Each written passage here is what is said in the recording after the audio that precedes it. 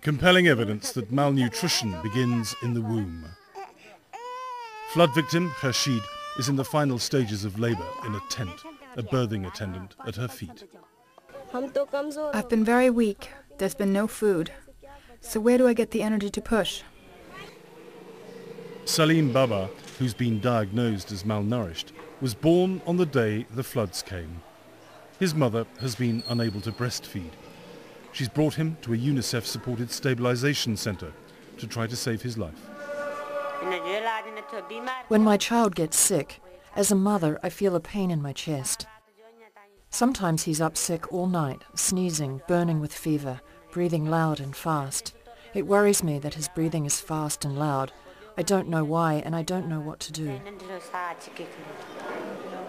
Rahana is having her arm measured so that the extent of her condition can be assessed and hopefully rectified. The tape goes into the red zone, which shows that she's severely malnourished. Rahana is about the size of a normal newborn baby and weighs less than 4 kilos.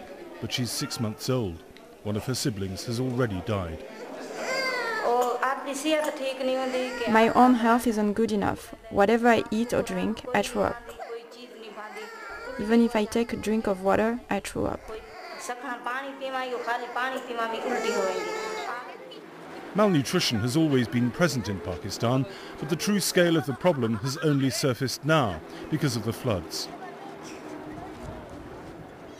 A comprehensive survey in flood-affected areas suggests that 1 in 5 children is malnourished in Sindh Province in the south of the country. We're seeing a humanitarian crisis of epic proportions right now. Millions of children are greatly at risk of malnutrition, babies are dying, and mothers-to-be are greatly at risk also of dying during childbirth. I haven't seen levels of malnutrition this bad since the worst of the famine in Ethiopia, Darfur, and Chad. It's shocking, shockingly bad. And it's of course an underlying problem of extreme poverty and extremely low levels of education and extremely low levels of access to service. And the flood just pushed people over the edge. And it's truly as bad as I've seen in the worst emergencies in the world. This little boy, Ayaz, has a chance of survival. He's in a special care unit and his grandmother is feeding him a high nutrition formula which should help him to gain weight.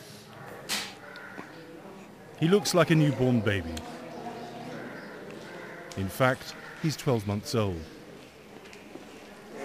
Now that Rahana's condition has been identified, her chances of making it have improved. She'll be given the nutrient-packed formula called Plumpy Nut. Look at Rahana's feet and compare them to those of her 3-year-old sister Shabana, whose health was also restored with Plumpy Nut. She used to be like the baby, but she was given medication and now she's fine.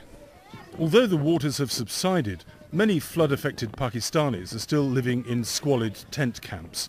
They've lost their possessions and means of earning a living. The international humanitarian community's disaster appeal only generated half of the $2 billion needed. There aren't enough supplies to go around and so many mouths to feed. Khursheed gave birth to a baby girl. She looked healthy, but what chance does she have in a land of poverty and hunger?